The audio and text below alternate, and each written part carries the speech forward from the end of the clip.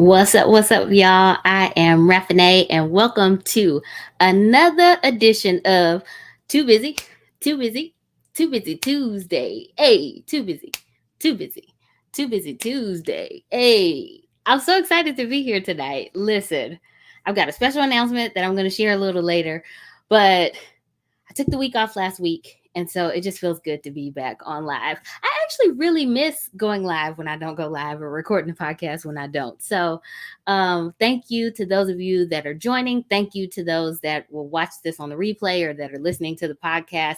It means so much to me to know that people are listening to my content, that people are enjoying my content, that they're walking away with tips and tools. And so, shout out to y'all for watching, whether this is your very first time and somebody told you about this, or you just happened upon my page, or if you have been listening for a while. Now, I got to give my disclaimer just in case we have any new people to Too Busy Tuesday, or in case you forgot. So, here's my disclaimer. Too busy is my time to share things that I don't have time or energy for anymore. Now, some of these things are things that are pretty hard and fast for me, and some of them are things that are still a work in progress. And what I like to say each time is that just because I'm too busy for it does not mean that you also have to be too busy for it. So, the beautiful thing about all of this is that you get to pick and you get to choose and decide if you want to be too busy, or you may be like, Raffinée, I actually have time or energy for that. And that's cool. Listen, I'm just sharing some of the things that I've kind of learned along the way that I'm like, you know what? I don't have time for this. Maybe I previously was available for this, or maybe I've always been like, you know what? No, thank you. So, part of the reason why I took last week off was just because I was feeling like, you know what? I need a minute. I felt like if I had gotten on here last week that I was not going to be able to like really give my best. I had a long day working, and what I felt like I needed was to go work out so that I could show up for week 6 of my 6-week series. And so that's what I did. I went and I took a walk before my 6-week series started, and it was perfect. It was exactly what I needed, and I'm so glad that I took that time to listen to my body. Now, why am I telling you that? Because I think that happens for us sometimes, is that we feel like we need to do something, or we've already committed, or we're starting to feel a little guilty about changing our mind. Yet there can be value in listening and pausing and figuring out, like, what do I actually need in this moment? And there can be times where it's okay to change your mind or change your plans from what you had already kind of projected that you were going to be doing. So I want to free y'all up because it has been so like relieving for me to not put this pressure on myself, like, oh my gosh, too busy. What if they don't come back next week? And it's like, it's gonna be okay. It's gonna be okay. It's gonna be fine. You can take the week off and you can jump back in it when you're ready to jump back in it. So this week I'm jumping back in it. So here's what I'm gonna share with y'all. So I've kind of been quiet over the last several weeks, just not being on social media as much and really taking some time to kind of pause, reflect. And there are a few things that I have learned during that time. One, it is so important for me to have healthy and good boundaries when it comes to engaging in social media. So, one of the things I know about me is that I can get very immersed and sucked into social media. Like, I think it does its job in capturing my attention and keeping my attention. What I also know, though, is that it sometimes keeps me from other things that I want to do or prioritize, or things that are more enjoyable for me, or other things that I could be doing to like be productive with my time. And so during my time away from social media, it was good it initially started as I'm just going to be off social media for one day. And then one day kind of turned into 2 days. And then 2 days kind of turned into a week. And then it just kind of turned into I'll sporadically get on, but I wasn't really posting. I was just kind of jumping on when I wanted to and then jumping right back off. And I think from that time realized also in those boundaries, it would be helpful for me to set some kind of consistent rhythm for like stepping away from social media, having a day or having 2 days or having even just like a phone free night. So last month was Mental Health Awareness Month, and I did a mental health challenge with this group that I'm in. And one of the things on the challenge was to have a phone free night.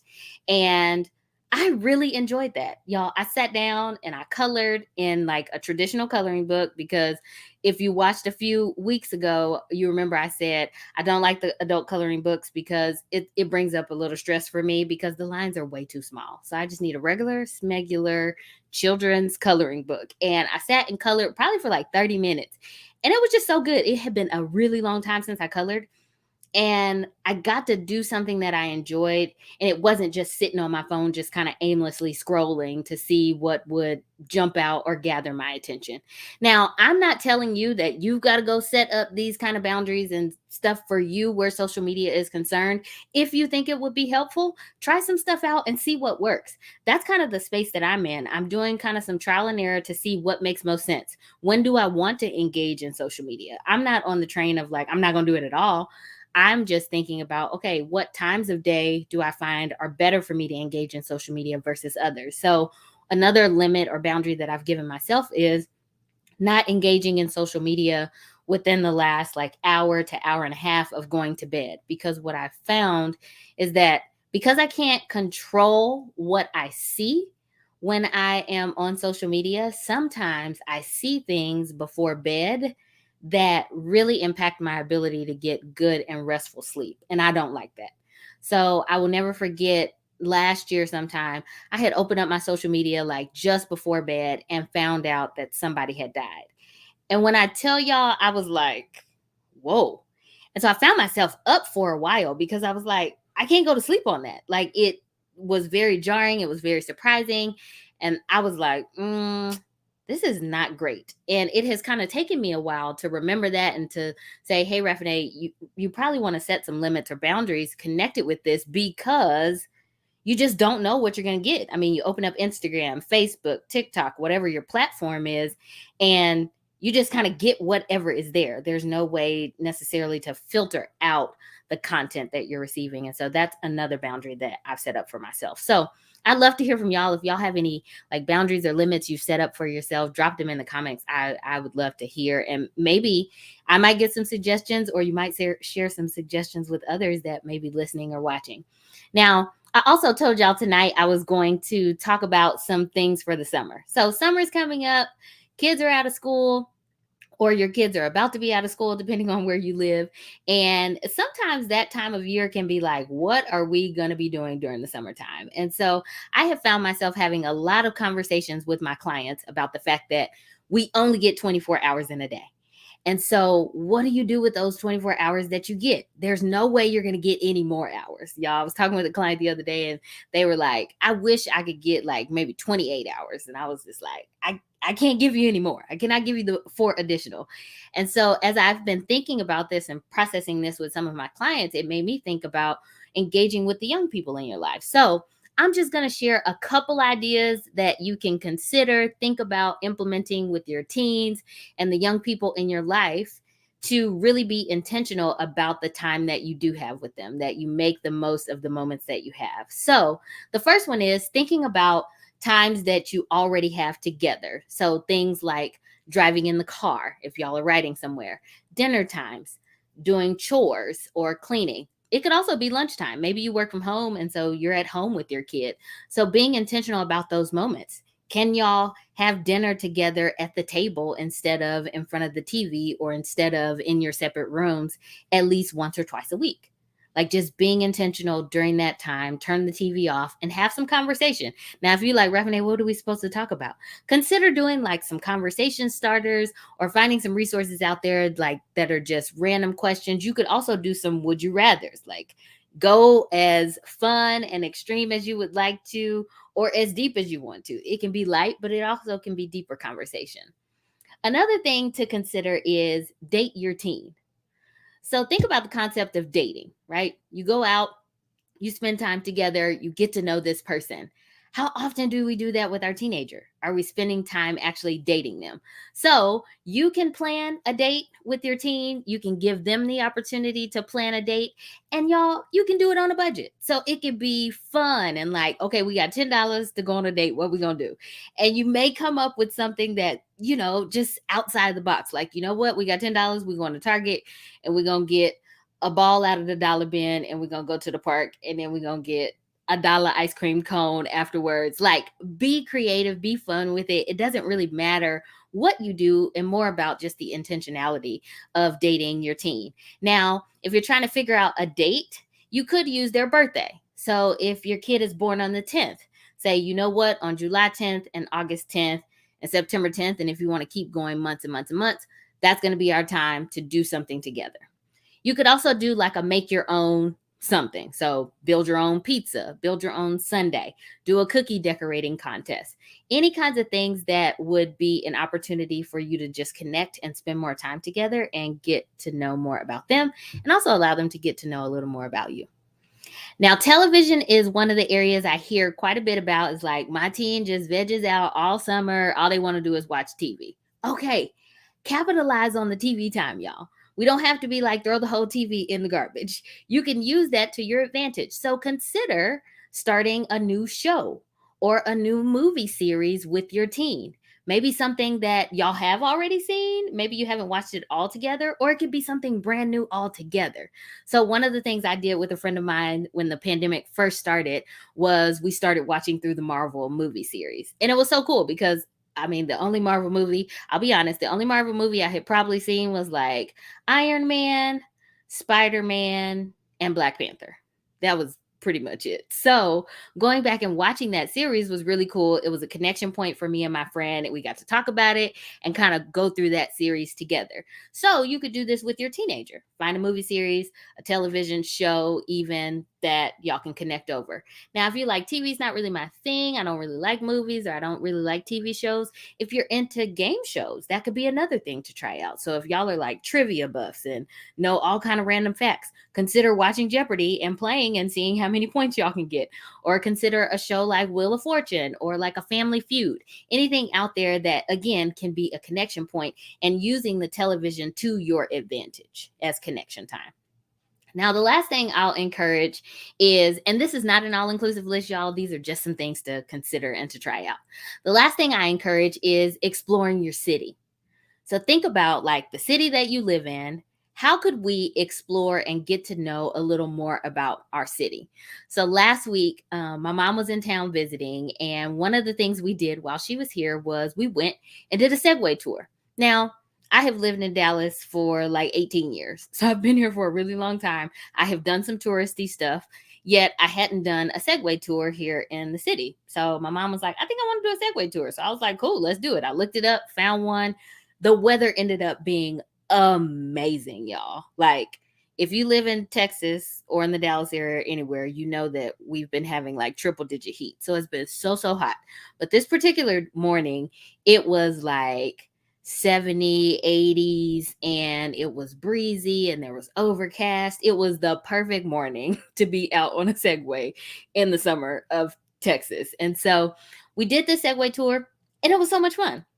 We learned some new stuff. We heard some stuff that we already knew about, like visiting where JFK was murdered here in the city, and some other stuff that we hadn't known about and hadn't seen. So it can be an opportunity for you to think about, okay, what would a tourist do if they came to my city? Now, if you're like, I have no idea where to begin with that, just look up your city's tourist website. So in Dallas, it's visitdallas.com, and it will tell you any events that are going on. You can search and filter by day, types of event. Y'all, you can even do free events. So it doesn't even always have to be paid stuff. You can find free stuff that's going on in your city, especially in the summertime. Many cities are doing like concerts and music series, and we have parks in the Dallas area where you can go and just kind of hang out and spend some time there. So consider that. Consider maybe a new restaurant in your city, in your town, maybe that recently opened, or a place that you've never been. You could also consider going somewhere that you've been in the past when your kid was younger, that maybe y'all haven't been in a while. And the experience could be different because they're older. So there are so many things you can do, but I want to encourage you to consider those things. So making the moments of the time that you have together, like car, dinner, meal times, chores. Consider a date night with your teen or a day date, using the television to your advantage, and then exploring your city. So I love to hear from y'all in the comments. Tell me, what are you thinking? What might be helpful for you as you engage with the young people in your life to really connect with them? Now, before I jump off, I got to share my special announcement. So when I posted about Too Busy Tuesday, I said I was going to make a special announcement tonight. And I am super, super excited because I've been working on this for a while. Now, I got to tell y'all this first. I did not think that this would be happening this year. And so I'm super, super excited because I love being able to support parents. I love being able to support adolescents. And one of my dreams has been to host and create a space where teens and parents can come together and really connect, where they can have fun, where they can increase their understanding of one another, where they can like have open dialogue and conversation and really create lasting memories, but not just lasting memories, lasting healthy memories in an environment that is geared towards like free expression and open dialogue. And so I'm super, super excited. Here we go to announce that I am going to be hosting a Listen Here Parent and Teen Retreat in October of this year, 2022. Yes, you heard me right. This October, October 21st through the 23rd, 2022, I'm going to be hosting the Listen Here Retreat. It's an exclusive retreat for parents and teens. Now, this retreat is open to both sides parents. So male and female parents. It's also open to male and female teenagers. So this is not just for girls. This is not just for mamas. It's for all of y'all. Okay. They've got to be between the ages of 13 to 18 by October 1st of this year in order to attend. But this retreat, y'all, it's going to be packed with guest speakers. There's going to be all the meals are going to be included and provided. There are going to be activities. There's, a pool and water where we're going to be going. And in October, typically in Texas, the weather is actually still pretty nice. So we'll be able to enjoy some water time. There'll be great connection time, y'all. You're going to walk away from this retreat creating communication plan and having a guide for really being intentional in your conversations. We're going to talk about sex because so many parents are not talking to their kids about sex and they like, I'm nervous. I don't want to put the idea in their head or they're going to start doing it because I brought it up. Listen, we talking about all the stuff, okay? Communication, sex, we're talking about believing the best. It's going to be so much fun. And I'm super, super excited because, again, this is something that I've dreamed of. And y'all, I told my coach about this, right? So I told my coach, I was like, you know what? I'm going to plan me a retreat for parents and teens in 2024. And she hit me with the, and I was like, why do you look confused? Like what I said was very clear. I'm going to host a retreat in 2024 for parents and teens. And if you know my coach or you work with her or you've ever met her, you know, she hit you with that like, no, you're not. So I was like, what is happening? And she's like, no, ma'am, you're going to host it next year. Now, mind y'all, we had this conversation in 2021, but it's like December of 2021. So I was like, oh, okay, 2023. And she was like, ma'am, what is this year? And I was like, 2021. She's like, so next year is what? And I was like, you couldn't possibly mean 2022 because that's tomorrow because we're already in December and I'm not going to be ready. And she's like, you are. You can do it. I was just like, and at that moment, I was just like, okay. But in my head, I was like, there's no way I'm doing a retreat next year. And so I have really like been intentional to find space to connect with some speakers. I've had conversations with two of our guest speakers in the last couple of days that have confirmed that they're going to be a part of this. And my mom is coming. Yeah, for those of you that don't know, my mom is a chef. So my mom is going to come and do all the food. And it's just going to be a really, really good time. I'm so fired up about it. So if you want more information, you're interested in learning more, you can go here to raffineewilson.com/listen-here-retreat. You can also just go to raffineewilson.com and you will find it. So if you don't know how to spell my name, it's RAFF as in Frank, INEEWILSON.com. And you get more information there. If you have questions, if you need some more flexibility, you like, oh, I want to get there, but I'm kind of hesitant. I got some concerns. Please reach out to me. Like, let's have a conversation because for me, it's really, really important that parents and teens get the support that they need. And y'all, listen, this is limited to only 10 families. Okay. So this is not about to be like hundreds and hundreds of people. It's going to be a smaller, exclusive, like really intimate experience. So I'm only accepting 10 families, and I hope that you will join me. So again, if you have any questions, please reach out to me.